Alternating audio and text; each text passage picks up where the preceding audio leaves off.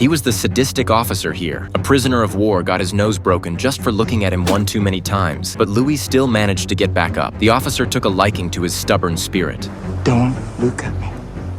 The next day, Watanabe discovered from the roster that Louis had once been an athlete. Driven by a desire to toy with and torment him, Watanabe forced Louis to race against his men. Long-term oppression and starvation had drained Louis of all strength. Midway through the race, he collapsed from exhaustion. Losing the race to the Japanese, Watanabe struck him with a club. That morning, Watanabe stormed into the barracks and began beating a fellow prisoner. Louis wanted to kill Watanabe, but his comrade warned him, "Kill him and you'll die too. Only by surviving do you truly defeat them." That night, the same prisoner sought out Louis again. Frustrated by the unfavorable frontline situation, he came to vent his anger, lashing Louis with a whip. Learning Louis was an Olympic athlete, Japanese commanders lavishly entertained him with fine food and drink. They sought to exploit his public image, pressuring him to read an article on the radio to sway public opinion and pressure the American forces. If he agreed, he could enjoy the same privileged treatment as them, but Louis refused, knowing it would be treason. He preferred to endure Watanabe's abuse back in the camp. Back at the POW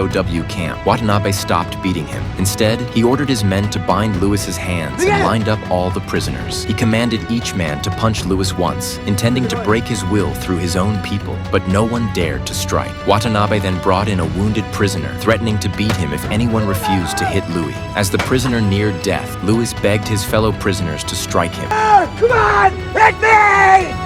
Driven by desperation, they landed blow after blow on his face. Louis was knocked unconscious, propped up, and beaten again until sunset marked the end of the ordeal. That day, Watanabe delivered good news to Louis. He had been promoted and would be transferred the next day. Before leaving, he bid farewell to his old comrade. Watching Watanabe depart, the prisoners breathed a collective sigh of relief. The demon who had tormented them was finally gone. But as the war progressed, American air raids struck the camp. The prisoners rejoiced, believing rescue was imminent. But one comrade warned them, if the Americans won, the Japanese would order the execution of everyone here. He'd overheard this from two guards chatting. The next day, the Japanese were forced to transfer the prisoners to a new camp, where they were met by freezing temperatures and blinding snow. Louis's legs went weak with fear upon seeing Watanabe again, the demon who had tormented him for so long. Watanabe showed no mercy to his old friend, striking him directly with a stick. Soon, they were forced into hard labor in a coal mine. Under prolonged oppression, some prisoners collapsed from exhaustion, falling to their deaths down staircases. The others could only watch helplessly. Many suffered mental breakdowns.